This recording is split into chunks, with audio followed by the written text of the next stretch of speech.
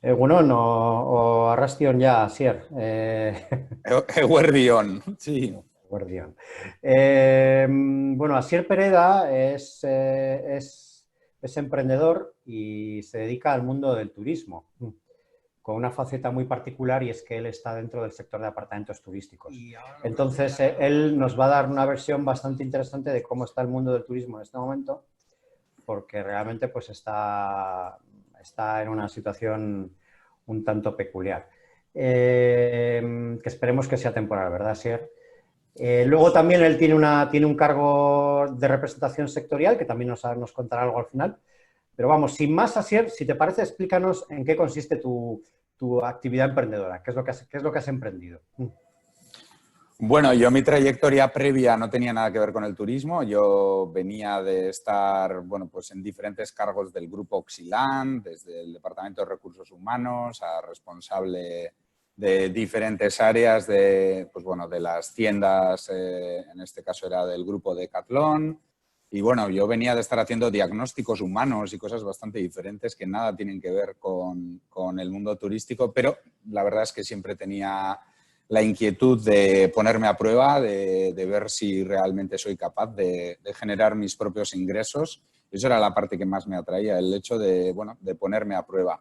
Y bueno, la verdad es que los comienzos, como en cualquier otro ámbito en el que emprendes, son muy complicados. Todos hemos pasado, seguro, fases en las que hemos dudado o hemos empezado a recordar lo bien que estábamos con una nómina, ¿verdad? Pero bueno, pero la verdad es que, bueno, yo nunca... Creo que soy mucho más feliz asumiendo mis responsabilidades y mis equivocaciones y dependiendo al fin y al cabo de mis propios errores. Por tanto, bueno, ese es el pozo bueno, pues que me animaba. También es verdad que en aquel momento la que era la responsable de recursos humanos del grupo Decathlon en España, pues yo tenía una relación muy cercana con ella y bueno, también me animaba, ¿no?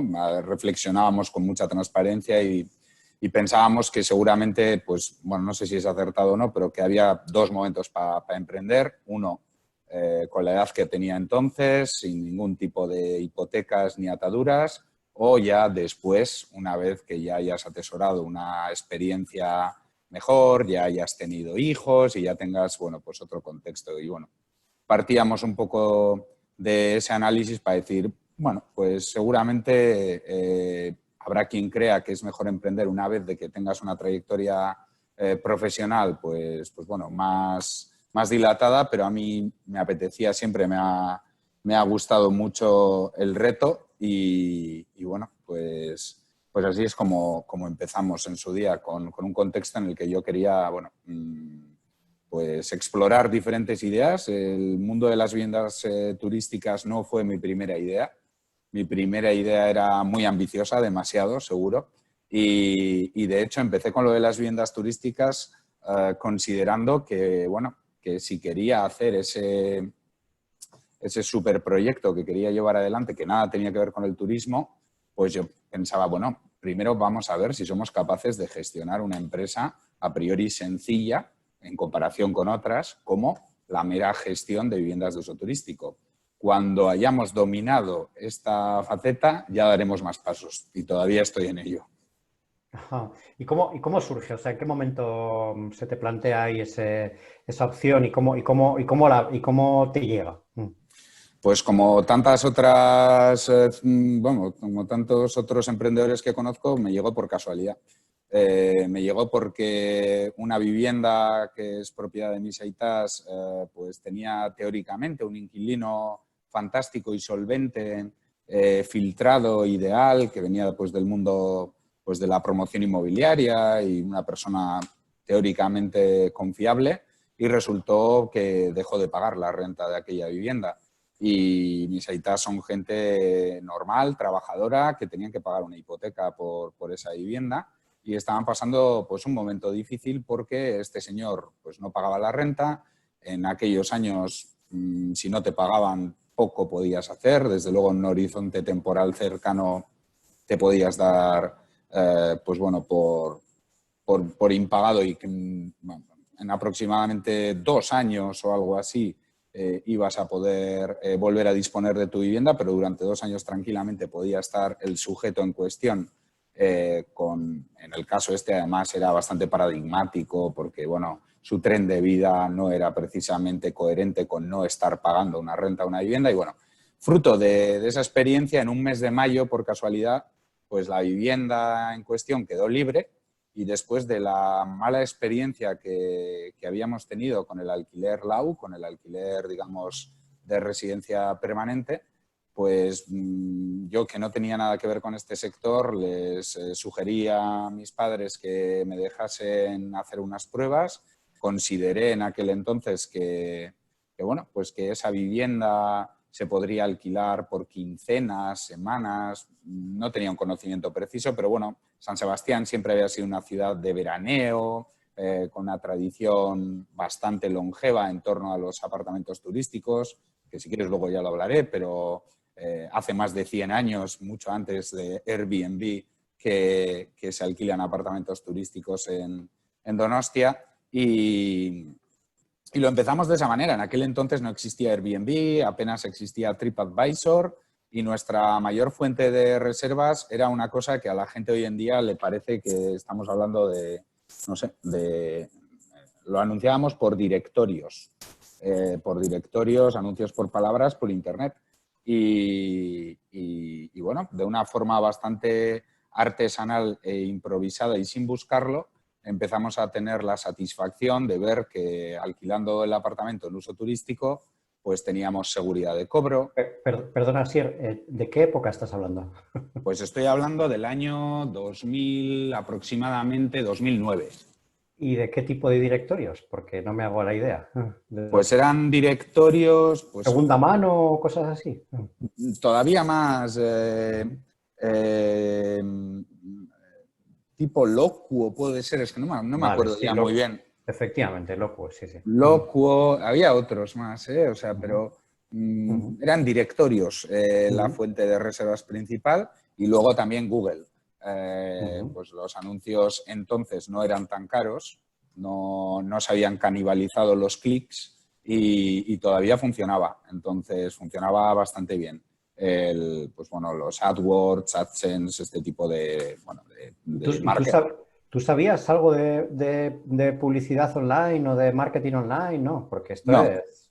No, pero en aquel entonces digamos, el trabajar un posicionamiento de San Sebastián Apartment o apartamento en San Sebastián no era algo tan peleado como hoy en día. Hoy en día es absurdo estar peleando por el clic, es un coste muy, muy elevado, o al menos hay que trabajar de otra manera, no es como antes. Y me acuerdo que empecé a trabajar yo mismo con tutoriales que buscaba por internet, y empezaba a trabajar yo mismo en mi página web, porque decidí hacer una página web propia y conseguir resultados bastante razonables, de un posicionamiento bastante bueno y fruto. ¿Estás hablando de qué posición, por ejemplo, para Apartments San Sebastián? Pues en Google UK estaba siempre entre los 10 primeros resultados en aquellos años, pero era un término mucho menos peleado. Hoy en día eso no te lo puedes ni plantear, pero y en Google en Australia también conseguía buenos posicionamientos. Me costaba más el posicionamiento en España, curiosamente. Pero bueno, empecé con esa vivienda y luego, pues como suele ocurrir aquí, que nos conocemos todos, empezaron a llegar pues conocidos, amigos de amigos y tal. Sí, pero antes de que te llegaran los conocidos, resultados. Háblanos de los resultados. ¿Llenaste la casa? Llené la casa con una experiencia fabulosa. Mi madre hoy en día está jubilada, pero bueno, mi mamá entonces, ella es profesora, entonces en verano pues estaba de vacaciones y nada, y así lo hacíamos. Mi madre con mi aitá hacía la limpieza y yo, con absoluta transparencia, porque por fortuna mi trabajo me lo permitía, yo no tenía un horario, sino que tenía responsabilidades. Y de hecho, pues me acuerdo que en la dirección regional de la empresa donde trabajaba, que era Decathlon, pues era algo pues muy comentado en la isla de los contables, por decir algo. Pues la isla de todos los contables, oye, Asier, ¿quién te llega hoy? El director regional en el café. Sí, el director regional del café también, diciéndome, oye... ¿Pero quieres decir que te llegaba algún directivo de Decathlon también a las casas? No, sino que yo trabajaba en la dirección regional, entonces pues estaba la isla de los contables, estaba en la isla de los que buscaban terrenos donde hacer nuevas aperturas, estaba pues el recursos humanos, relaciones laborales, y al final éramos como un equipo de 20 y tantas personas y nada, todo el mundo era muy consciente y cuando venía un cliente pues yo me iba y luego volvía a las oficinas. Y nadie tenía ningún inconveniente porque yo en mi puesto de trabajo tenía unas responsabilidades que realmente las cumplía con creces, es decir, no hacía no hacía ni mucho menos 8 Vamos, horas. tú les habías explicado que tenías esta necesidad de vez en cuando y nadie había puesto ninguna pega. Claro. Al revés, por aquel entonces resultaba algo simpático, desconocido, curioso. A la gente, fíjate cómo han cambiado las cosas, ¿no? Después ha venido toda la turismofobia y tal, pero aquel entonces yo me acuerdo que a todo el mundo le parecía súper bien y le parecía algo, pues, que le llamaba la atención y que le gustaba y tal. Y por nuestra parte la experiencia fue que pensábamos que iba a ser algo coyuntural y temporal. O sea, pensábamos alquilar quizás, pues bueno, julio, agosto y después volver al alquiler tradicional, pero nuestra sorpresa fue que el rendimiento que obtuvimos de mayo a septiembre con la vivienda no llegaba al rendimiento del conjunto del año, pero lo considerábamos infinitamente más atractivo. ¿Por qué? Porque teníamos seguridad de cobro, después de la experiencia previa que habíamos tenido, porque teníamos el control sobre la vivienda, es decir, aquel inquilino que además de no pagar, dejó la vivienda con un hedor a tabaco insoportable, hubo que volver a pintar la casa entera, cambiar cortinas, cambiar mobiliario. Entonces, de esta manera, con el uso turístico teníamos seguridad de cobro, teníamos la tranquilidad de tener bajo control la vivienda, porque las estancias promedio pues eran, en aquel entonces la estancia media era más prolongada que hoy en día, pero bueno, eran estancias de 7 días, y cada 7 días tenías la oportunidad de comprobar el estado de tu casa. Entonces, estábamos infinitamente más tranquilos y seguros de esta manera, y cuando terminó el periodo mayo-septiembre, decidimos que, aunque incluso nos diera un rendimiento menor, preferíamos el uso turístico frente al alquiler convencional. Y esto es algo que luego, además, es una dinámica que se ha ido repitiendo. El grueso de los propietarios que ceden su vivienda a empresas como la nuestra para una gestión profesional, no, su motivo principal no es el rendimiento económico, sino todo lo que a mí me hizo decantarme por esta opción en su día, que es la seguridad de cobro y el control sobre la vivienda y también la flexibilidad. Es decir, en el momento que tú quieras, puedes retomar el control sobre tu casa y volver pues, a vivir en ella si quieres, o en definitiva hay muchos motivos por los que el alquiler turístico, con independencia del rendimiento económico, pues es atractivo. Algunos detalles de esta primera experiencia que es bastante llamativa, Asier. Pues muchos. ¿Cómo cobrabais? Pues cobrábamos en aquel entonces utilizando PayPal, porque PayPal ya existía y además teníamos la seguridad de que nos pagaban el 100% por adelantado. Nadie ponía la más mínima objeción. Y luego pedíamos una fianza, que eso sí, nos lo entregaban en efectivo al llegar, y luego el día de salida era, digamos, la gestión que yo hoy en día llamaría vintage de las viviendas turísticas, con finanzas, recepción personal. Claro, el trato que yo ofrecía a esos clientes era un auténtico lujo. Tenían mi teléfono personal, me tenían a su disposición para, si tenían cualquier tipo de necesidad, llamarme. Y en ese sentido, pues me acuerdo que ese primer año pues conocí a una persona que venía al Festival de Cine San Sebastián y que tuvo un problema porque le pedían para la inauguración de la premiere de la película, necesitaba tener un traje y no había traído ningún traje. Y bueno, la verdad es que yo ofrecía un servicio de auténtico lujo. Tú le ayudaste a comprar un traje, ¿no? Bueno, le llevé en mi coche a que le abrieran una tienda que en teoría estaba cerrada porque, como por fortuna, pues al final todos tenemos al amigo del amigo que hizo la llamada y tal y cual, y le conseguí un traje. Le llevé porque íbamos justísimos de tiempo en mi propio coche hasta el Cursal, que era donde iban a hacer, digamos, la presentación de aquella película. Y me encontré con la sorpresa de que aquel señor, que era un señor dedicado a hacer bandas, a componer bandas musicales para películas muy importantes, yo lo desconocía, como Spider-Man y películas, en fin, muy taquilleras, pues ese señor, sin haberme dicho nada, me había dicho, no, aparca en el parking. Y cuando aparqué en el parking, me dijo, acompáñame por favor, y pasé pues a la zona del privado, donde estaban pues con champán y tal y cual, todos los productores de aquella coproducción holandesa-sudafricana, fíjate el mix, y resulta que me había preparado una sorpresa y era que me había incluido como si yo fuera parte del equipo, y cuando hacen la presentación de la película me hacen entrar a la sala, al auditorio, y veo que hay un asiento con mi nombre. Pone Asier Pereda en el asiento. Y pone, lo habían hecho como una broma o como algo, bueno, para agradarme, y ponía que yo era el responsable de sonido de aquella película. Wow. Y entro a la sala con el resto de actores, el resto de actores iban vestidos con frac, ellas iban con vestidos de largo y tal, y yo iba pues algo parecido a como puedo ir hoy.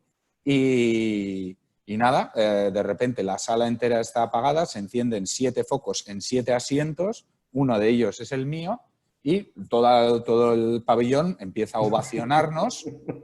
Yo sonrío y agradezco. Y nada, y hacen la proyección de la película, y cuando termina la proyección empiezan los superentendidos en cine a preguntar al responsable de imagen, oye, por favor, ¿qué filtro usaste para la escena de las dunas y tal y cual? Y yo pensando, espero que a nadie se le ocurra ahora preguntarme cuál es el micrófono que decidí utilizar y tal y cual. Pero bueno, como anécdota, y luego después de eso fuimos al María Cristina porque ellos tenían una cena, en fin. Sí, una experiencia que no habrías tenido de ninguna otra manera, claro. Sí, no. Y hoy en día ya es diferente, claro. Hoy en día era inhumano ofrecer ese trato tan personal a todos los clientes. Con una vivienda quizás lo puedas hacer, a partir de que ya gestionas un volumen importante, es imposible. Terminando esa fase inicial, que es la que te hizo descubrir este mundo, Asier, cobrabais por PayPal, ¿captabais clientes de dónde? ¿De qué países? Pues para mi sorpresa, yo esperaba que los clientes fueran, como no tenía ningún conocimiento sobre el mundo turístico, yo venía del mundo de la empresa, en fin, del retail, yo esperaba que vinieran madrileños y catalanes, sin más. Y sin embargo empezaron a venir de cualquier parte menos de Madrid y de Cataluña. Venían de Australia, venían de Reino Unido, venían de Estados Unidos, y la verdad es que era además un perfil ideal. Me acuerdo de cuando llegaban los primeros clientes con el iPhone, que aquí todavía no lo teníamos, el iPhone. Y yo le decía, déjame verlo. Porque era increíble poder navegar de verdad en un teléfono. Yo me acuerdo que tenía una asquerosa PDA con un puntero, que tenía Windows, aquel terminal. No me acuerdo la marca, pero bueno. Sí.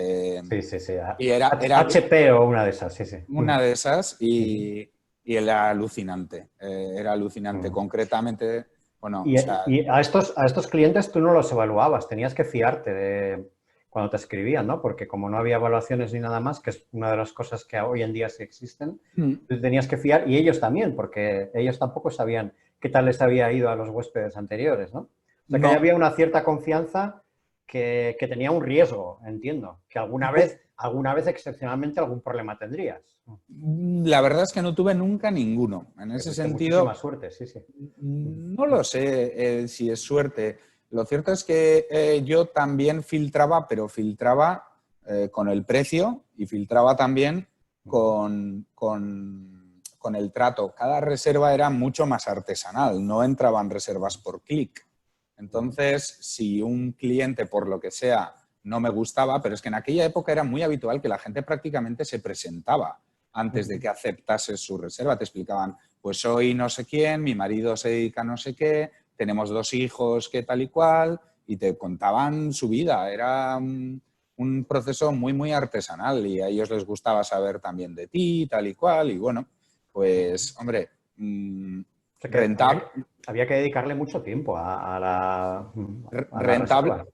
Rentable no era, desde luego. Rentable, si tuviera que computar un coste horario mínimamente digno, rentable no era. No era, era una gestión absolutamente particular y de hecho de ahí suele venir luego la evolución de muchos que dan ese primer paso, como lo di yo, pero terminan agotados con el paso del tiempo porque ciertamente pues esto es como cualquier otro sector y tienes que tener al final una organización adecuada porque tu tiempo no es gratis. Y para poner un ejemplo de aquello, de la evolución que tuve, una de las consecuencias fue que cogí mi tarjeta SIM, llegó un momento, y la tiré a la basura y contraté una nueva tarjeta directamente. Porque no con una vivienda, pero cuando ya estaba gestionando pues, unas cuantas, es que no podía ni tomarme una caña en una terraza, porque siempre había alguna llamada que atender. Entonces, pues bueno, mi medida drástica fue tirar la tarjeta SIM y comprar una nueva. Vale, antes de llegar a eso, Asier, entonces empiezas poniendo anuncios en plataformas, en directorios, comprando anuncios en Google, posicionándote en Google. Luego ya supongo que empezarías cuando salía Airbnb, imagino que empezaste en Airbnb. Pero eso es muy posterior, eso es muy posterior. Hasta previamente es cuando llegan tus conocidos y empiezan a decirte, oye, que parece que esto te va bien, Asier, ¿por qué no nos llevas a esta casa también, no? Exactamente, así. Y yo, bueno, pues sí, tal. La verdad es que el perfil de vivienda que yo cogía era solamente vivienda muy buena, en muy buen estado, porque de otra manera yo les decía que yo no podía asegurar ni cuestiones de mantenimiento ni nada, es decir, tenía que estar todo en perfecto estado por ese motivo, porque yo, como quien dice, estaba haciéndoles un favor aceptando esa gestión. Yo en realidad, bueno, llegó un momento en el que ya sí que sí decidí que quería apostar por este sector porque realmente lo que yo hacía veía que no se estaba ofreciendo. Y yo llegué a un punto en el que cuando ya tenía varias viviendas en gestión, ya no era compatible con mi trabajo normal. Ya me ausentaba en exceso y ya empezaba a estar incómodo y ya empezaba a reflexionar sobre una de dos.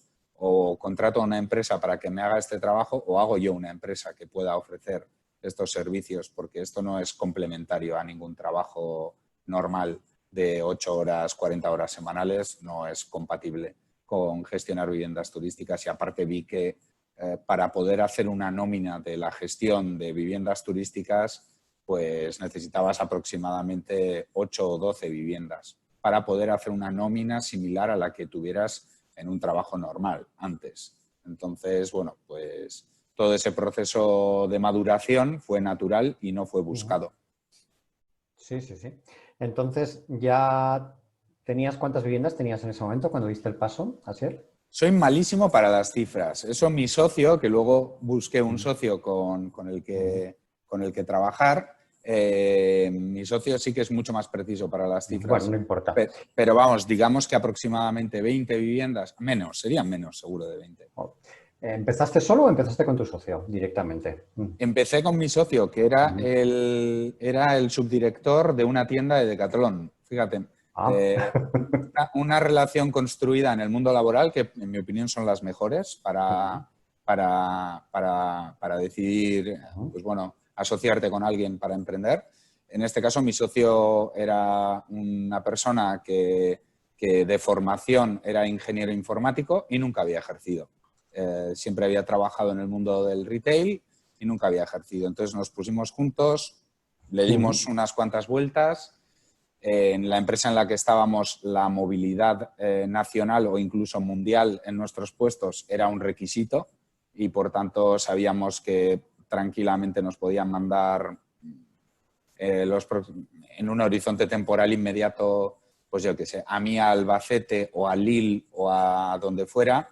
Y bueno, era una oportunidad muy bonita. Ciertamente yo recomiendo a todo el que haya terminado sus estudios en la facultad que pase por una empresa del grupo Oxilán. Es un aprendizaje brutal. Es verdad que no cobras gran cosa, obviamente, pero te ofrecen a cambio una formación, un aprendizaje. También es verdad que en aquel momento el grupo Oxilán abría un montón de tiendas cada año y por tanto necesitaba una gran promoción interna. Necesitaba tener una cantera que pudiera hacer frente pues a esas nuevas aperturas. Y fue un momento muy bonito del que guardo muy buen recuerdo, pero decidimos, bueno, entre el subdirector de la tienda de Decathlon, en este caso de Irún, y yo, que en aquel momento trabajaba en el Departamento de Recursos Humanos de la Dirección Regional, decidimos hacer una apuesta y además hacer nosotros mismos nuestra página web, lo cual fue muy aventurado porque, bueno, pues como anécdota al principio me acuerdo de la primera reserva que entró a través de una página web hecha por nosotros. Fue una satisfacción enorme que alguien confiase en aquella página, porque de hecho... ¿La hicisteis con una tecnología concreta, con WordPress, la hicisteis a pelo? A pelo, con tablas. Esa no es una buena decisión.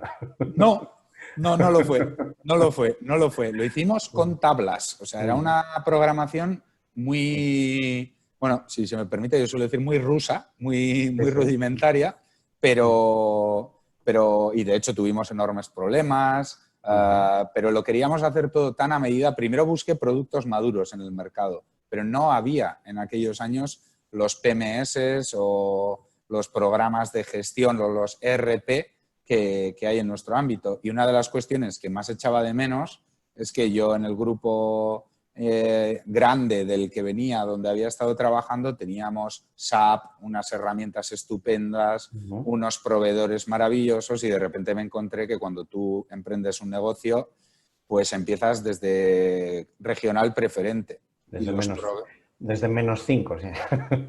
Y los vale, entonces montasteis la empresa entre los dos, metisteis ahí las viviendas que ya llevabas, imagino.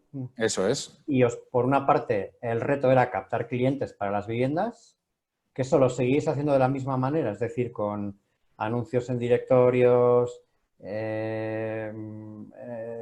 anuncios en Google, posicionamiento. Y luego, por otra parte, ya decíais, ahora podemos captar más viviendas. Exacto. Y ya no solamente nuestros amigos, sino que podemos ir incluso más allá, ¿no? Y entonces también fuisteis a captar propietarios de viviendas que estuvieran interesados en alquilarlas a través vuestro, ¿no? Sí, en aquel Imagino entonces... que cada una de las dos vías tendría su punto de comercialización diferenciado, ¿verdad? Sí, a ver, el primer paso que dimos fue buscar financiación, lo cual fue enormemente dificultoso porque pues, en la mayoría de las entidades financieras no entendían nuestro negocio y no entendían que pidiéramos financiación para nada que no fuera inmovilizado, para nada que no fueran máquinas. Y nosotros pedíamos una financiación, entre otras cuestiones, para pagar también nuestro propio sueldo. Y eso fue enormemente dificultoso, pero a la hora de emprender, cualquier emprendedor tiene que tener presente que él no es gratis, que él también necesita comer y vivir. Y poder pero la gestión de las viviendas que teníais no os daba suficientes ingresos en ese momento. No.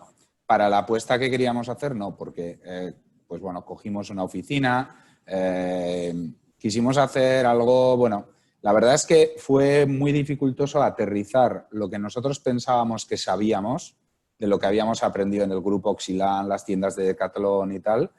Fue un golpe el ver que una cura de humildad, desde luego. El ver que, bueno, que cuando tienes que trabajar con proveedores pues de cuarta regional, que es con lo que te toca empezar y con los presupuestos que dispones, pero bueno, por fortuna encontramos una entidad financiera que sí nos dio un préstamo, que tampoco era un préstamo enorme, pero bueno, un préstamo de 50.000 euros con una carencia de 3 años y con eso ya, con un sueldo muy ajustado, conseguimos, bueno, pues arrancar. Y la verdad es que nunca tuvimos dificultad para encontrar viviendas. 50.000 euros no es una mala financiación, ¿eh?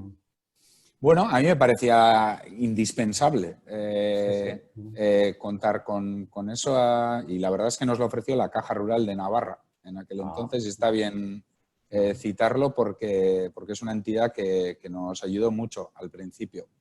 Es una entidad que no corre habitualmente riesgos, con lo cual algo debió ver con vosotros.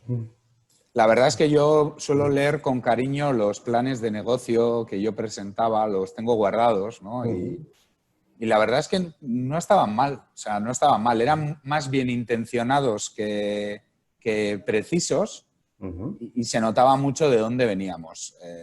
Eran, bueno, muy trabajados, pero quizás bueno, poco aterrizados en los proveedores con los que nos tocaba trabajar. Por ejemplo, encontrar proveedores de limpieza adecuados, pues fue tan complicado que llegamos a la conclusión de que la gestión de la limpieza era una cuestión tan estratégica que era indelegable para nuestro sector y terminamos teniendo nosotros nuestro personal propio de limpieza. Vale. Por ejemplo. Claro, para eso hace falta, para tener una persona tuya necesitas un montón de viviendas y que además se pueda sincronizar, porque como tengas que limpiar todas a la vez con una sola persona, no. Eso tiene una problemática efectivamente detrás bastante importante, sí, sí. Bueno, pues adivina quién limpiaba cuando no había... No hace falta que me lo digas. No, porque ¿verdad? imagino que tus aitas 10 casas no limpiaban los pobres, ¿no? No, mis aitas solo hacían su propia casa. Pero cuando ya hice la empresa, al principio limpiaba yo y con toda sinceridad mi mamá ponía muy en duda el rigor de mis limpiezas. Pero lo limpiábamos muy bien. Lo que no éramos eran eficientes en el uso de material, porque como ciertamente la verdad es que no teníamos la práctica necesaria para limpiar bien, lo que hacíamos era usar en exceso material de todo tipo, todo lo limpiábamos con papel de cocina y un montón de producto de limpieza.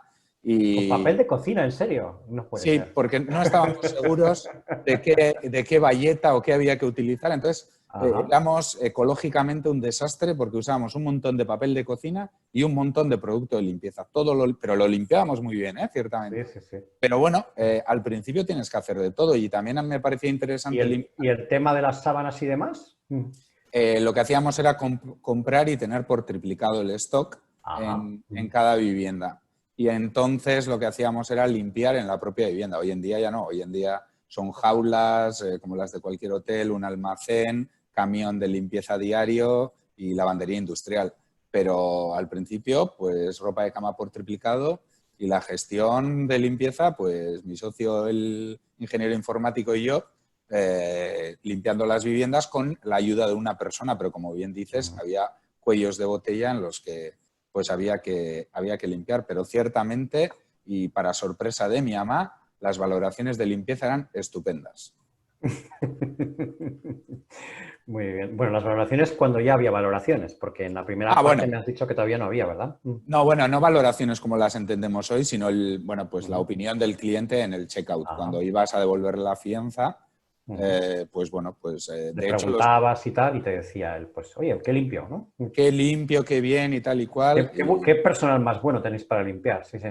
Bueno, no sé, pero no, el trato era súper familiar, entonces Sí. La gente te devolvía las casas de forma impecable. O sea, te esperaban las familias y se habían, por lo que sea, roto un plato porque al niño se le había caído, el niño te pedía disculpas y tal y cual, y entonces tú le decías, no pasa nada, esto es un accidente, te voy a devolver la fianza igualmente. No sé, son tiempos muy trabajados, la verdad. Era una jornada laboral muy intensa, y de hecho no había jornada laboral, era 24/7, pero bueno, como suele pasar, cuando pasa el tiempo, no sé por qué, pero recuerdas con cierta simpatía aquellos tiempos que en realidad fueron mucho más duros. Ya. Bueno, entonces ya tenéis la empresa montada, vais poco a poco, habéis conseguido dinero, vais captando casas nuevas. ¿Cómo las captabais? ¿Cómo convencíais a los donostiarras de que os dejaran su casa en vuestras manos? Pues sinceramente no hacíamos absolutamente nada de captación. Nada. Cero. Venían directamente por el boca a boca. Realmente no había muchas más alternativas de empresas que no solo te ofreciesen la gestión, sino lo que nuestro punto más innovador era que uno de los primeros pasos que dimos fue ir y pedir hora en el departamento de IRPF y de IVA de la Hacienda Foral. Fuimos muy disruptivos en ese sentido, porque en aquel entonces la práctica habitual era una gestión de cobros en efectivo, en fin, una gestión que yo, para hacer una empresa, ni me planteaba. Eso no me parecía que se pudiera hacer con una empresa, y como siempre, no sé, siempre había creído en este sector porque la experiencia que había tenido me parecía que era un servicio muy necesario, fuimos los únicos que ofrecíamos la posibilidad de que gestionemos tu vivienda sin que ello implique después una derivada de una inspección de Hacienda o algún tipo de problema. Y en ese sentido, aquello que para algunos podía ser una apuesta complicada, para nosotros fue una enorme ventaja competitiva, porque gracias a eso encontramos a propietarios de vivienda que de otra manera jamás hubieran cedido su vivienda para uso turístico. Porque nadie que tenga una empresa, nadie que tenga un patrimonio va a jugarse una inspección fiscal por poner una vivienda en cuestión en el alquiler turístico. Y además, este perfil de propietario era el mejor perfil con el que podías trabajar. Eran las mejores viviendas y en ese sentido fuimos los primeros en ofrecer un modelo de gestión transparente con Hacienda y riguroso. Y gracias a eso, la verdad es que durante un tiempo pues tuvimos una gran ventaja competitiva respecto a los demás porque éramos los únicos que ofrecíamos una información muy precisa sobre las obligaciones que tenía que hacer el propietario. Y la verdad es que en la Hacienda Foral siempre hemos encontrado una relación muy adecuada. Siempre fuimos, en aquel momento cuando preguntamos, buenos días, ¿tenemos que facturar con IVA del 10 o del 21? ¿Hay que retener al propietario y tal? No tenían respuesta en la Hacienda Foral en aquel entonces porque nadie había ido a tratar de ordenar esta operativa y este sector. Y la verdad es que tuvimos un trato muy bueno, definimos codo con la que era entonces la directora de IVA, la directora de IRPF. Y bueno, y gracias a eso lo primero que dábamos a cualquier propietario era un dossier con las obligaciones fiscales. Y le explicábamos, usted tiene que darse de alta en el epígrafe X, tiene que proceder de esta manera, hacer declaraciones trimestrales de IVA y tal y cual. Y eso, que a priori al resto le parecía una idea un tanto alocada, porque consideraban que la mayoría de los propietarios iban a salir corriendo en cuanto les planteases estas cuestiones, pues para nosotros resultó una gran ventaja, porque mucha gente dijo, hombre, pues por fin alguien que me ofrece algo que me parece razonable y normal para la gente que vivimos el mundo de la empresa, pues es lo más normal del mundo. Por curiosidad, estos criterios fiscales que tuvieron que fijar Hacienda en ese momento para vosotros, realmente, que eres los únicos que fuisteis a pedir eso, ¿son los que se han mantenido luego con el tiempo o han cambiado? No, se han mantenido, han evolucionado, pero se han mantenido y de hecho, bueno, como hablaremos después, fruto de haber hecho una empresa, descubrí que para tener una relación con las administraciones había que tener un marco diferente y había que tener una asociación y entonces hicimos la asociación Aparture, que fue fruto de una necesidad de las empresas de tener que dirigirse a la administración para que te puedan atender pues de forma adecuada, pero la verdad es que tengo bastante culpa de cómo es el marco fiscal de las viviendas turísticas y la verdad es que cuando hablo con gente de otras partes del conjunto del Estado, a ellos les llama mucho la atención lo que yo hice, que fuera de cara a la administración a plantear aquí quiero hacer una empresa que se dedique a esto y quiero que me respondáis a estas cuestiones. Ellos dicen que si haces algo parecido en su zona, pues que te parten la cara por ir precisamente de cara. En mi caso, la verdad es que no. El trato siempre fue muy adecuado y además se ha mantenido en el tiempo. Soy en ese sentido un bicho muy raro que habla bien de Hacienda. Muy bien. Entonces, Asier, ya empezáis a crecer, van llegando más viviendas, van llegando más clientes. Un día surgen ya plataformas que gestionan todo esto a nivel mundial, con lo cual podéis meteros ahí y tener acceso a mucha más gente de la que teníais hasta entonces, imagino, ¿no? Bueno, ese proceso hay que ponerlo por partes, porque para mí, en mi etapa Airbnb, por ejemplo, que es la más conocida en el mundo de viviendas turísticas, para mí Airbnb llegó tardísimo. Para cuando llegó Airbnb, nosotros trabajamos muchísimo en TripAdvisor y con Booking. De hecho, mi empresa fue la primera empresa de Booking que configuró una cuenta en Booking con viviendas de uso turístico en Euskadi. Y no sabían tampoco Booking cómo hacerlo. Y de hecho, fuimos entonces una cadena hotelera en Booking. Y lo que hicimos fue agrupar las viviendas por hoteles que en lugar de ser edificios eran zonas de la ciudad. Y además teníamos una segunda segmentación por marcas. Teníamos la marca top, que era Rentals Collection, y teníamos una segunda marca, que era, bueno, viviendas que estaban muy bien, pero que no llegaban a ese nivel, que era Bayquest, la marca que hicimos. Bayquest. Bayquest, sí, que pagué además por esa marca y ese dominio porque ya estaba registrado. Bayquest, como la bahía... Búsqueda en la bahía. Búsqueda en la bahía, ajá. Ya. No sé, bueno, la verdad es que el nombre no hace a la marca y hoy en día no pagaría por ninguna Ya marca. no la usáis esa marca, ¿no? No, la dejamos porque luego, bueno, con el paso del tiempo descubrimos que limpiar una limpieza estupenda y limpiar una vivienda normal cuesta lo mismo. Y puestos a gestionar viviendas, mejor gestionar aquellas viviendas que te ofrezcan un mejor precio medio. Pero bueno, volviendo a ese tema, nosotros trabajamos con Booking y, de hecho, mi empresa fue la cuenta de Booking más importante en el conjunto de los hoteles de Euskadi. Éramos la que más facturaba, más que cualquier hotel. ¿Por qué? Pues, ¿y los hoteles cómo recibieron esto? en aquel entonces con simpatía. Incluso en el Ayuntamiento de San Sebastián, joder, les parecía fantástico lo que hacíamos. Wow. ¡Qué maravilla! ¡Qué pisos tan espectaculares! Desde luego, esto es formidable para la ciudad. ¡Qué turistas tan maravillosos! ¡Qué viviendas tan estupendas! Y fíjate cómo cambió la cosa luego. Pero claro, en aquel entonces también empezaron a surgir otras empresas que por fortuna decidieron que nuestro modelo de gestión era un modelo adecuado y de forma natural fueron surgiendo más empresas asimiladas a la nuestra, lo cual fue muy positivo para el sector. Y bueno, de repente apareció algo nuevo, que fue Airbnb. ¿Y qué es? ¿Para vosotros cambió algo a la hora de hacer Airbnb? Realmente no, porque ya estabais haciendo lo mismo.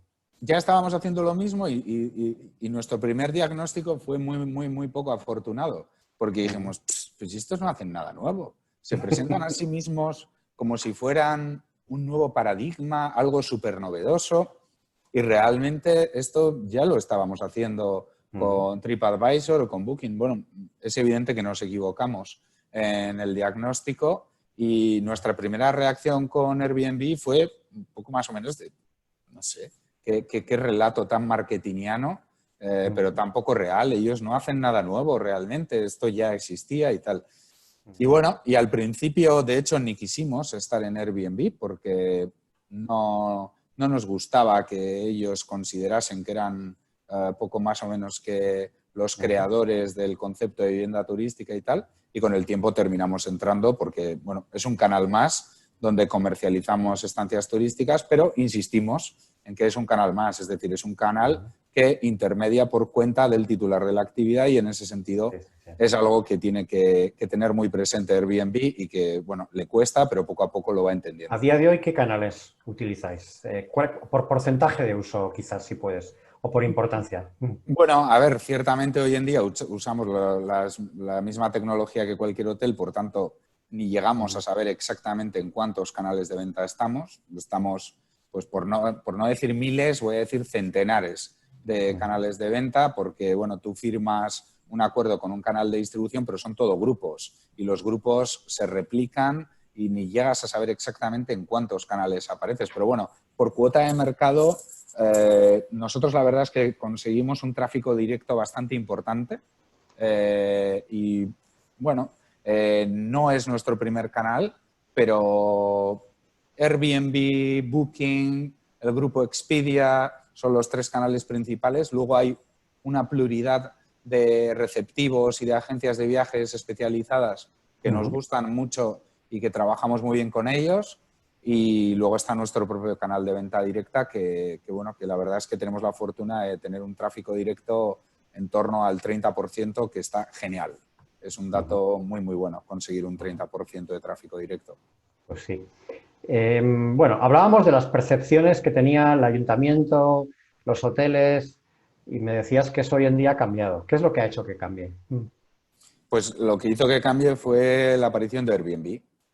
Hasta entonces, hasta que apareció Airbnb, pues por poner un ejemplo, podíamos ser en torno a 400 las viviendas de uso turístico que operábamos bajo el modelo, digamos, de de gestión ordenada y bajo un modelo de empresa, y de repente apareció una plataforma con la que cualquiera en 10 minutos con un móvil podía publicitar su vivienda en Internet.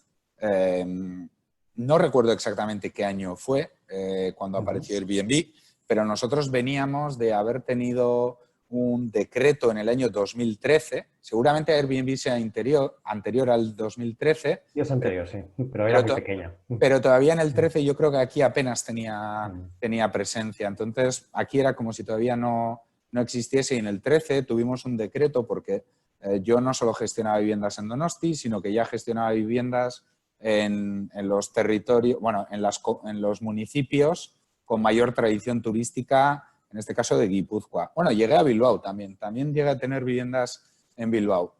Pero ¿qué ocurrió? Que de repente nos encontramos con un decreto de apartamentos turísticos que nos arrolló. Y aquel decreto de apartamentos turísticos exigía que para poder ofertar una vivienda turística en un municipio, entonces en lugar de vivienda turística nos llamamos apartamentos turísticos en modalidad de conjunto. Hablamos de un decreto del gobierno vasco, ¿verdad? Sí, del gobierno vasco. Y aquel decreto del año 2013, pues nos encontramos con que de repente nos obligaban a tener... No se te oye. ¿No se me oye? ¿Habéis dejado de oírme? Ya estás. Vale. Bueno, pues yo gestionaba viviendas en Zarautz, en Orio, en Guetaria, en Bilbao, en un montón de municipios, y poco a poco iba cogiendo más viviendas porque era algo demandado ofrecer este modelo, digamos, de gestión. ¿Qué ocurrió? Que con el decreto del 2013, de repente la normativa me exigía que para poder alquilar una sola vivienda en Orio, Baquio, me da lo mismo, en un pequeño municipio, me exigían tener una oficina en destino, una vivienda adaptada para que cumpla con accesibilidad, y en el caso de que no tenga una oficina en destino, una persona residente, lo cual era como absurdo. Es decir, para alquilar un piso en Zarautz tenía que tener a un empleado zarauztarra. No valía uno de Guetaria o de Orio, que son municipios que están a 5 minutos. Sí. O si no, en su defecto, tenía que abrir una oficina y además tener como mínimo una vivienda adaptada. Bueno, mi reacción entonces fue, pues bueno, más pasional que cerebral, y no entendía lo que estaba ocurriendo. Y fui a la delegación territorial del gobierno vasco y se me ocurrió ponerme a discutir con los técnicos, sin ser muy consciente de que a los técnicos les importaba poco o nada lo que estuviera ocurriendo. Y yo les decía, pero vamos a ver, si yo soy la única empresa que hace las cosas de esta manera en el ámbito fiscal y mis trabajadores y tal y cual, lo hago todo perfecto, y estáis abocando a ese mercado a que dejen de trabajar conmigo, pero no van a dejar de existir, sino que en lugar de trabajar conmigo, pues lo harán de aquella manera. Y eso fue exactamente lo que pasó. Quité todas las viviendas porque ellos me decían, o sea, se daban casuísticas como que yo alquilaba una urbanización muy exclusiva que hay cerca de San Sebastián, en el club de golf de Fuenterrabía. Y el club de golf de Fuenterrabía, parte pertenece a Irún y parte pertenece a Fuenterrabía. Entonces yo les preguntaba, estoy dispuesto a que una de las villas se adapte para cumplir con accesibilidad. Estoy dispuesto a poner una oficina. Pero claro, si pongo el baño adaptado en la parte que pertenece a Fuenterrabía, entonces no puedo alquilar las villas de esa urbanización que están en el lado de Irún. ¿De verdad me estáis diciendo eso? Y bueno, quizás puedas hacer una instancia general y no sé qué. Entonces ya me terminé de enfadar y les dije, mira, repito, una reacción muy joven, de persona muy joven, muy pasional, y me sentía tan injustamente tratado que decidí decirles, mira, pues cierro todas las viviendas, esas viviendas que las alquilen como sean, y yo me quedo con lo que verdaderamente es mi core, lo que me genera de verdad ingresos, que es Donosti. Y cerré todas las viviendas y me quedé solamente en Donosti. Y ese fue el momento del año 2013. Y a partir de ahí vimos la necesidad de tener una relación con las administraciones y tener una asociación que nos sirviese para poder tener una interlocución adecuada y que no nos volviera a ocurrir esto. Ujú. Bueno, y entonces cuando surge Airbnb, lo que vienes a decir es que se multiplica el número de viviendas turísticas y eso es lo que ha generado, a tu juicio, esa reacción en contra, ¿no? Sí, en lugar, digamos, de ser una oferta estable que iba creciendo de forma pues, lineal y de forma ordenada, de repente tuvimos un crecimiento exponencial. Y pasamos de tener un segmento de vivienda que era como muy premium a tener un segmento de vivienda muy variado. Y todo eso distorsionó pues la oferta de vivienda que teníamos y además generó pues, bueno, pues mucho oportunismo. Es decir, ya no había una vocación empresarial como la nuestra, que era la que predominaba en el mercado. Cualquier empresa pues tiene la vocación de permanecer en el mercado. Cualquier empresa está preocupada por el horizonte temporal también a tiempo, no solo inmediato, sino que tiene pues la preocupación de cómo estará dentro de 5 y 10 años. Y vimos que de repente pues el mercado empezaba a estar copado por gente que simplemente se había visto atraída por lo inmediato, por la oportunidad de negocio inmediata. Y eso nos preocupaba, nos generaba pues bueno, pues mucha preocupación porque temíamos que justos pagasen por pecadores, como ocurrió efectivamente después. Y bueno, el crecimiento fue brutal, pasamos de apenas 400 viviendas en el caso de Donosti a casi 3.000 y claro, pues bueno, pues a partir de ahí pues vino la necesidad de regular nuestro sector, la dificultad bueno, pues para ver cómo podía prevalecer aquel modelo más deseado por todos, que era el modelo que trabajábamos nosotros, pero era muy difícil de aterrizar una vez que pues bueno, pues ya había habido un crecimiento muy importante en el sector. Nosotros lo que hicimos fue abogar siempre por las vías fiscales y en ese sentido, pues en coherencia con lo que ya habíamos trabajado antes, pues juntamos a unas cuantas empresas y recogimos todas las facturas que teníamos de todos los proveedores, todos los apuntes contables, todos los apuntes en los movimientos bancarios, toda la información que se podía extraer de la intranet de cada uno de los canales de venta.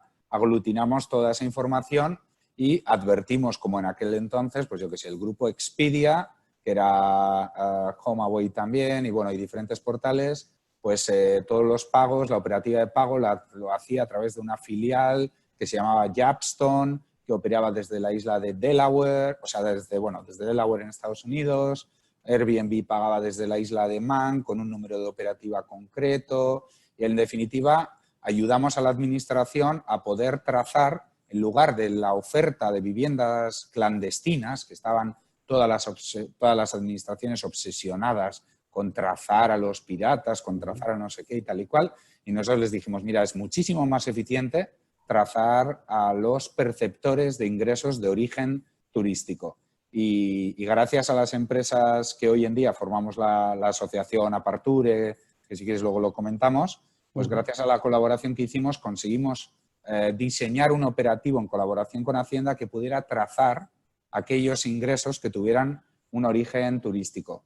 Y ciertamente fue posible hacerlo y bueno, como queríamos ayudar a la administración a filtrar esta oferta sin que conllevase una ordenanza como la que vino después, urbanística, tanto en San Sebastián como en Bilbao, que fue realmente dramática para el sector, pues nosotros hicimos todos los esfuerzos para intentar ordenar el sector desde el ámbito fiscal. Conseguimos un éxito bastante importante, mucho antes, por cierto, de lo que vino después con la orden ministerial 179 y tal y cual, que bueno, pues que tiene además un origen muy hotelero, el 179.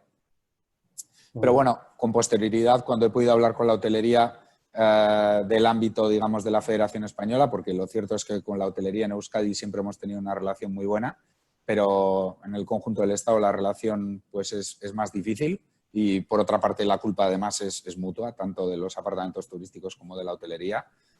Digamos que aquí siempre nos hemos remangado, hemos ido cara de cara y hemos dicho, bueno, ¿cómo queremos que sea este sector? Y a partir de definir un modelo, pues hemos colaborado para que esto sea así. pero bueno, en fin, ha sido toda una aventura llegar hasta este punto, pero lo intentamos desde el ámbito fiscal, que nos parecía el mejor, porque Hacienda no está solamente para recaudar impuestos, sino para orientar la economía con su política fiscal, y lo intentamos, pero no fue suficiente porque después, pues bueno, vinieron las ordenanzas urbanísticas, tuvimos la desgracia de entrar en el juego político, y cuando un tema ya entra en el ámbito del juego político, pues sinceramente no se lo deseo a ningún sector. Vale. Entonces, ya en este momento ya teníais creada una asociación que es Aparture, que agrupa a diferentes empresas que os dedicáis al alquiler turístico, ¿verdad? Eso es. ¿En Guipúzcoa o en un ámbito superior? Estamos en Euskadi. Tenemos una presencia muy importante en Guipúzcoa, pero una presencia también creciente en Bilbao. Y donde tenemos menos presencia es en Álava.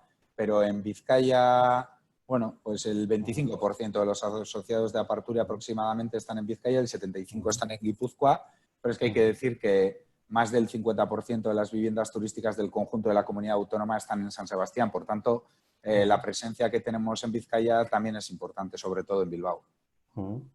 Y entonces, una de las labores que hacéis desde Aparture es la interlocución con la administración. Has hablado, por ejemplo, de ordenanzas urbanísticas. También hay una regulación de gobierno vasco, ¿no? Me ha tocado todo, sinceramente. Me ha tocado todo. Desde el año, bueno, la asociación se creó antes, pero en el año 2016, pues bueno, por diferentes circunstancias, algunas empresas me piden que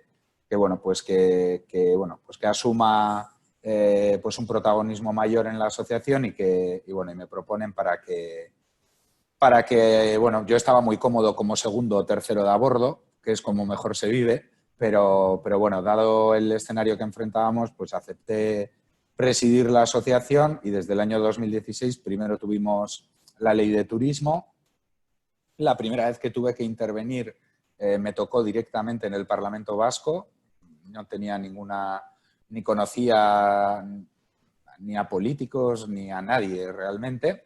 Y de hecho está grabado en YouTube, en un pleno del Parlamento, y me hace gracia verme a mí mismo en mi intervención hablando a corazón abierto de lo bien que hacemos las cosas y lo decepcionado que estaba con lo poco que me parecía que le importaba a los partidos políticos las cuestiones de naturaleza fiscal, que yo pensaba que era algo esencial y tal y cual. Y bueno, era una intervención bastante bien intencionada, pero bueno, dio resultados, ciertamente dio resultados porque, para mi sorpresa, aceptaron las alegaciones que nosotros presentamos a la Ley de Turismo y ese fue el primer paso, la Ley de Turismo de 2016. Luego, en el año 18, llegó el decreto de viviendas turísticas, después en el 19 las ordenanzas urbanísticas de San Sebastián y Bilbao, y también en el 19 nos tocó pues entrar en el ámbito funcional del convenio colectivo de alojamientos y para ello estar presentes en la comisión mixta con sindicatos, hoteles y asociaciones de hostelería. Y también pues ha habido regulaciones de naturaleza pues de fiscal, de IRPF, en fin, un auténtico... Lo más traumático, las ordenanzas urbanísticas, ¿no? Sin lugar a dudas. Fue muy, muy, muy duro, muy difícil. Además es que daba igual lo que dijésemos o lo que hiciésemos porque era un juego político y podíamos aportar todos los datos que quisiéramos, que los datos no importaban. Los datos daban igual y al final pues aquello supuso el cierre de aproximadamente la mitad de las viviendas que estaban registradas en el gobierno vasco porque no pudieron cumplir con la normativa urbanística de San Sebastián.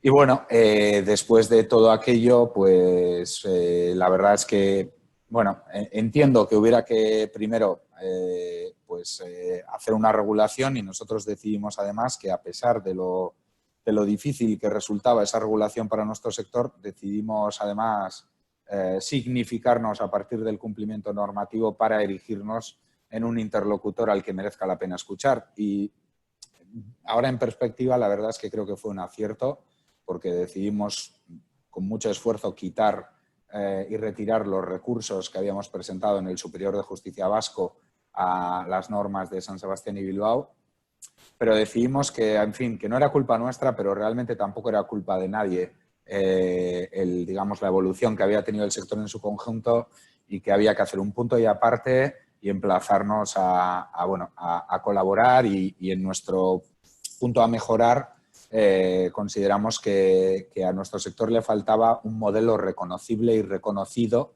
de gestión. Y en ese sentido, pues Aparture por eso apostó siempre por un modelo empresarial, absolutamente normalizado. La entrada, por ejemplo, en el convenio colectivo de alojamientos pues fue muy novedosa. Fuimos pioneros en el conjunto del Estado, pero tuvimos muy claro que cuando hablas con la administración también te tienes que poner un poco del lado de la administración y entender qué harías tú si fueras tú la administración. Y en ese sentido nosotros consideramos que era difícil defender el valor de nuestro sector si ni siquiera éramos capaces de asegurar un marco laboral por lo menos idéntico al de cualquier otro alojamiento, ya sea un hotel o una pensión. Hay dos críticas que se hacen al sector, que son las que se supone que trata de atar la regulación, ¿no? Una es el tema de las molestias a los vecinos y otra es el tema del precio de la vivienda habitual. Bien, tengo, no sé, infinidad de datos, informes que dan lo mismo, porque quien parte ya de una opinión prejuzgada, pues poco puedes hacer con él. Pero realmente el crecimiento de las viviendas turísticas en su momento, partíamos de un escenario en el que en Euskadi había más o menos, no recuerdo ahora exactamente el dato, pero creo que había 2 viviendas en alquiler residencial por cada 1000 viviendas. En un paso de, digamos, en un lapso temporal de 4 años, pasamos de una vivienda por cada 1000, una vivienda en uso turístico por cada 1000 viviendas en uso turístico, pasamos a 7,5 viviendas por cada 1000 viviendas. Y las viviendas en alquiler residencial bajaron de 2 viviendas por cada 1000 viviendas a 1 vivienda. Con lo cual, el crecimiento, digamos, de las viviendas de uso turístico no ha sido a costa del mercado residencial, porque de ese crecimiento de 1 a 7,5, solamente una de esas viviendas se la habríamos podido quitar al mercado de alquiler convencional. Sé que es una explicación un poco difícil, pero la realidad es que en cualquier cálculo no se explica el crecimiento de la vivienda turística por el mercado de alquiler residencial, porque, entre otras cuestiones, para que una vivienda te dé el mismo rendimiento neto después de impuestos que el alquiler, digamos, si tú pones una vivienda de 2 habitaciones por 1000 euros al mes en alquiler convencional, para que te dé el mismo neto en uso turístico, esa vivienda que en alquiler convencional factura 12, pues en turístico necesitas que facture 30.000 euros. Si no llegas a ese umbral, no te sale más rentable el alquiler turístico que el tradicional y, por tanto, pues bueno, pues realmente la oportunidad de negocio está muy acotada a un segmento de vivienda medio alto y bueno, y ciertamente, pues bueno, era una batalla muy compleja, muy compleja. Hice enormes esfuerzos, conseguí que se recogiese pues nuestro informe de impacto fiscal y todo tipo de cuestiones, porque hay que decir que los números puros y duros dicen que la vivienda turística es precisamente la modalidad alojativa más interesante desde el punto de vista de retorno fiscal, de sostenibilidad, de empleo, desde cualquier punto que lo quieras analizar. Si hay un modelo alojativo que tiene una propuesta de valor más interesante para el conjunto de la sociedad, es la vivienda turística. Entre otras cuestiones, todos los titulares de la actividad, o prácticamente todos los titulares de la actividad del sector de la vivienda turística, son residentes fiscales vascos, cosa que no pueden decir otras tipologías alojativas. Por tanto, el grueso de los propietarios de las viviendas turísticas son personas físicas, tributan como incremento de renta en IRPF, y si hiciéramos un análisis de cuál es el retorno fiscal por cada cama comercializada en función de la tipología alojativa, más de uno se llevaría una enorme sorpresa, porque si hay un modelo que ayuda a pagar los servicios públicos es precisamente el de la vivienda turística. Pero, como digo, da lo mismo. Puedo aportar todos los datos que quiera, que a quien parte de una posición, en fin, contraria a nuestro sector, no le haces cambiar de opinión. Vale, ahora mismo Rentals Collection, tu empresa, Asier, ¿cuánta gente tenéis? ¿Cuántas viviendas gestionáis? Ahora mismo gestionamos 72 viviendas. Nos hemos recuperado bastante bien, la verdad, porque antes de la ordenanza municipal gestionábamos 106. Nos quedamos al principio en 50 y pocas. Y bueno, y en apenas año y medio pues ya hemos conseguido pues volver a 70 y pico. Para finales de año considero que estaremos por encima de 80 viviendas. Y bueno, gestionamos 80 viviendas. Bueno, ahora mismo 72. Damos empleo a 14 personas ahora mismo. Estamos en un periodo muy adelgazado, ciertamente. ¿Esas personas son gente que limpia, gente que recibe? Pues tenemos de todo. Tenemos equipos de limpieza, equipos de mantenimiento, equipos de recepción, equipos de back office, marketing y redes sociales. También tenemos un informático. Los datos, la verdad es que más del 50% del empleo que tiene mi empresa es empleo cualificado. O sea, más del 50% de los empleados tienen estudios superiores. Y bueno, y los empleados de limpieza, la verdad, es que están muy, muy bien remunerados y se lo merecen porque ciertamente es un trabajo físico, duro y bueno, ganan mucho dinero, la verdad. Como tú bien sabes. Como yo bien sé. Como yo bien sé. Sí. Ahora mismo, en este momento concreto que estamos haciendo la entrevista, Asier, el turismo está parado, está frenado. Ha estado muy frenado. ¿Cómo os ha afectado?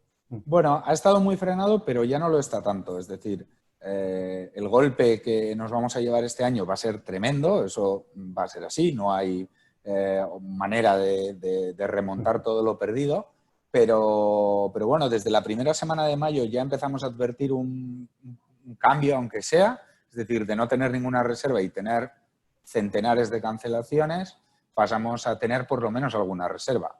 Y de forma lineal, es decir, la primera semana, pues por poner un ejemplo en mi empresa, tuvimos solamente un promedio de 2 reservas diarias. Cualquiera que se lo contaba, pues pensaba que cuando le decía muy contento que estábamos teniendo un promedio de 2 reservas diarias, pensaba que yo estaba siendo irónico, sarcástico, pero no lo era, porque, bueno, habíamos pasado de 0 a algo. Esas 2 reservas que entraban, que en ningún caso la fecha de entrada era anterior a la segunda quincena de julio, pero bueno, empezaban a entrar 2 reservas diarias. La segunda semana fueron 4 reservas diarias. Y mi inquietud era ver qué pasaba la tercera semana. Si pasábamos a 6 reservas y seguíamos con un crecimiento lineal o ya pasábamos a 8. Desgraciadamente pasamos a 6. Es decir, íbamos como un crecimiento, bueno, siempre positivo, pero muy tímido. ¿Y quién está reservando ahora mismo, Asier? ¿Qué perfil de gente? Pues estaban reservando pues, los clientes de los mercados más tradicionales, desde gente que hacía muchísimos años que no venía a Euskadi y que, pues bueno, pues en este contexto estaba planteándose pues venir, a gente que son clientes habituales y que, bueno, y que este año en lugar de hacer una estancia breve de 3-4 noches, pues decidían venir una semana, una quincena. Pero el cambio en el ritmo de reservas viene a partir de la última semana de mayo.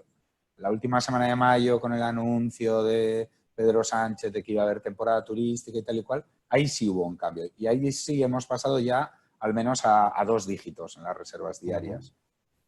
Hay que reconocer que la estructura tarifaria la hemos tenido que adaptar a estancias muy prolongadas, pero la parte positiva es que si miramos la estructura tarifaria del año pasado, lo que hubiéramos cobrado el año pasado para estancias de 14 noches o de una semana, el precio está aguantando bastante mejor de lo que muchos consultores nos habían recomendado antes de ver que la demanda de nuevo volvía a resurgir.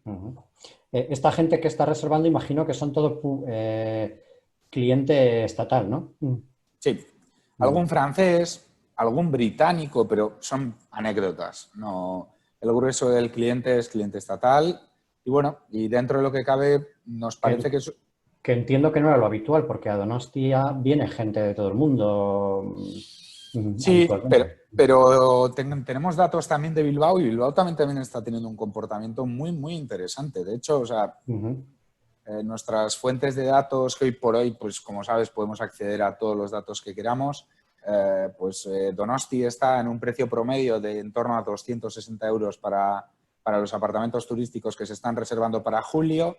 260 euros noche. Sí, sí, la media del conjunto de los apartamentos. Es alto, sí. Está muy bien, es el ADR más alto del conjunto del Estado. Seguido de Ibiza, que está en 240 euros, seguido de Marbella, que está en 190 euros, y Bilbao, que no voy a decir que esté seguido a Marbella, pero Bilbao ha tenido un comportamiento en precio muy bueno porque está en 180 euros. Bastante más cerca de Marbella de lo que muchos hubieran imaginado. Entonces, bueno, el golpe va a ser fuerte, pero comparado con colegas que tengo en las islas, en Canarias, en Cataluña o en Madrid, creo que Euskadi, bueno, nos vamos a llevar un golpe importante, pero al menos no va a ser un golpe tan dramático como el que se van a llevar en otros territorios. El personal, imagino que habéis tenido que mandar a ERTE a parte de las personas, ¿no? Sí, al principio dejamos 3 personas fuera del ERTE, 3 personas a un tercio de jornada, y luego hemos hecho una modificación del ERTE para sacar una 4ª persona, en este caso de limpieza, porque claro, la empresa no tiene actividad, pero las cancelaciones no se gestionan solas. Entonces, a pesar de no tener actividad, que nuestra empresa tuvo en apenas 20 días unas salidas de caja de casi $500.000 de euros, que somos una empresa pequeña, en fin, a cuanto mayor es tu tamaño, pequeña quiero decir en comparación con, yo qué sé, con otras empresas. Nosotros al fin y al cabo somos una empresa en un contexto normal de aproximadamente 20 empleados, ahora estamos en 14. Pero bueno, a mayor tamaño, más dolor. Es decir, las grandes empresas sufren todavía más en un contexto como este. Pero bueno, 3 personas, ahora hemos hecho la modificación parcial, ahora recibiremos, por cierto, el premio de la Seguridad Social, que nos van a hacer pagar retroactivamente las cuotas, que es increíble, y de hecho conozco hoteles que hubieran retomado la actividad antes, pero no lo hacen, porque para sacar a 12 personas del ERTE, si vas a tener que pagar pues el 40% retroactivo desde mayo y el 55% a partir de junio de los otros 90 empleados que no puedes sacar, pues lógicamente te quedas cerrado. Es una cosa bastante curiosa, pero bueno, nosotros retomamos... Eso explica por qué va a haber tantos hoteles cerrados en Euskadi este verano, ¿verdad? Es que no puede ser de otra manera, es imposible. Yo tengo una magnífica relación con muchos hoteles y de verdad que deseo un funcionamiento bueno para los buenos hoteles, porque la paradoja que se da aquí es que las buenas empresas de apartamentos turísticos nos llevamos muy bien con los buenos hoteles. Y la cuestión al final es que se confrontan más modelos de empresa más que tipologías de alojamiento. Eso es muy interesante, eso es algo que solo se da aquí, porque yo estoy en la junta directiva de la Federación Española FEBITUR de apartamentos turísticos, soy vocal de su junta directiva y es algo bastante curioso lo que tenemos en Euskadi, de confrontar más modelos de empresa más que epígrafes o categorías alojativas. Creo que fue antes de ayer el presidente de Destino Bilbao, aparte de quejarse, pues lanzaba una puya diciendo que había habido muchos apartamentos turísticos abiertos durante el confinamiento y que él tenía pruebas y que se las había mandado a las autoridades. Me llamó la atención.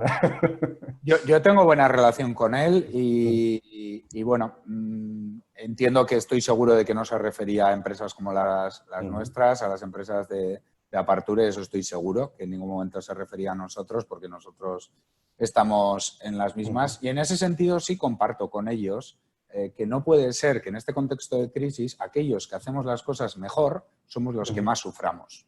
Y eso no puede ser. Y en eso... Pues bueno, se da esa paradoja de que nosotros muchas veces coincidimos muchísimo con la hotelería, pero no tanto con la hotelería, con aquellos que compartimos un modelo de empresa. Yo también tengo recepción, yo también tengo personal de limpieza y también tengo enormes dificultades para retomar la actividad y en mi caso lo hago porque a diferencia de un hotel no... Bueno, hay algunos hoteles que sí, pero en Euskadi no. Cada habitación de un hotel no es de un propietario diferente. Mi hotel, digamos, mi empresa...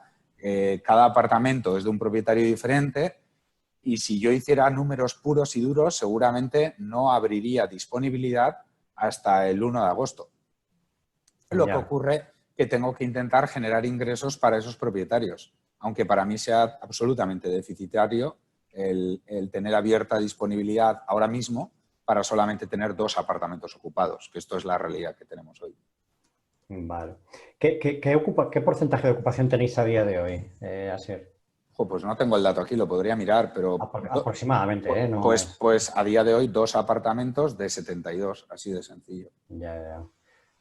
Que es con ridículo, claro. Sí. Con esos números no te pagas, desde luego, tener a 4 personas. Pero bueno, hacemos eso. ¿No habéis tenido propietarios que se hayan desencantado, que hayan pensado, pues igual esto no es tan bueno como yo pensaba?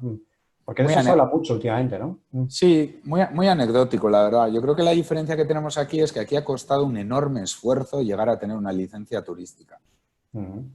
En otros mercados no han tenido que enfrentar estas ordenanzas, todos los marcos laborales, fiscales y tal.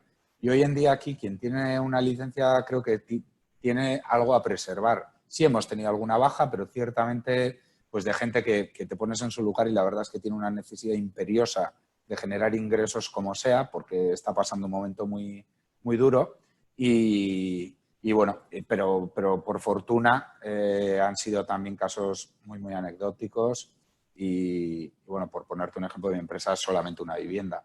Y la verdad es que en este tiempo hemos añadido 2 viviendas, porque eran viviendas que, por eso te decía que antes de final de año vamos a tener más de 80, porque hay viviendas que ahora mismo se están reformando, se están haciendo proyectos de decoración y hay inversiones que ya están realizadas y que, lógicamente, por una coyuntura temporal como esta, por dura que sea, pues no vas a cambiar de actividad. Vale, dices que es coyuntura temporal, o sea, tú das por hecho que a finales de verano estaremos ya volviendo a la normalidad en cuanto a ocupación en alojamientos, ¿verdad, Asier? No, nadie puede dar por hecho nada, pero... Bueno, no sé, joder. Pero bueno, yo sí que, creo que para la primavera del año que viene empezaremos a tener un pick-up, un ritmo de reservas más o menos asimilable al del ejercicio anterior, pero bueno, estamos sujetos a muchas variables que escapan a nuestro control y bueno, pero yo creo, desde el principio pensé que Euskadi en general iba a tener un comportamiento mejor, porque somos un destino, creo que para este contexto, ideal. Aquí no hay grandes masificaciones, ni estamos vinculados a una imagen turística, digamos, que en este contexto no resulte atractiva. Y bueno, por fortuna más o menos se están cumpliendo en ese pilotaje que hacíamos para enfrentar este año, que poníamos el escenario súper pesimista, el escenario solo pesimista o el escenario, menos pesimista. Y estamos dentro de los escenarios pesimistas en el mejor de todos. Entonces, siendo un escenario muy complicado, porque tal y como te he dicho antes, ahora mismo tenemos 2 viviendas de 72 ocupadas con todo lo que implica estar abiertos y bueno, pero a partir de la segunda quincena de julio sí que estamos ya en unos ratios de ocupación por encima del 50%, que para este contexto tan especial no está ni tan mal. En todos los apartamentos, o sea, en el global tenéis ya un 50% de ocupación. No, en mi empresa el global está en torno a un 40%. No, en tu empresa un 50%. El global de los apartamentos está en torno a un 40% y el global de los hoteles está un poquito por debajo. Hablamos tanto de Donosti como de Bilbao, ¿verdad? Sí. Sí, tenemos datos prácticamente de todos los municipios que tengan al menos 30 viviendas de uso turístico. Que si no me equivoco de memoria ahora, creo que son 15 municipios en todo Euskadi. Vale. Muy bien. Pues yo creo que hemos cubierto todas las facetas en una entrevista además tremendamente larga, Asier. Bueno, la verdad que ni me he dado cuenta, pero bueno, en fin, estoy acostumbrado a hablar. Un placer. Muchísimas gracias por tu tiempo, tus explicaciones. Muchísima suerte, porque ahora todos necesitamos suerte también. Suerte me refiero a que haya vacunas, a que se abran las fronteras, todo ese tipo de cosas que están absolutamente lejos de nuestras manos, ¿no? Y bueno, nos veremos en las redes o en O quién sabe, en Donosti. A ver si nos vemos de forma presencial, que ya es hora también de empezar a normalizar un poco todo. Por supuesto. Bueno,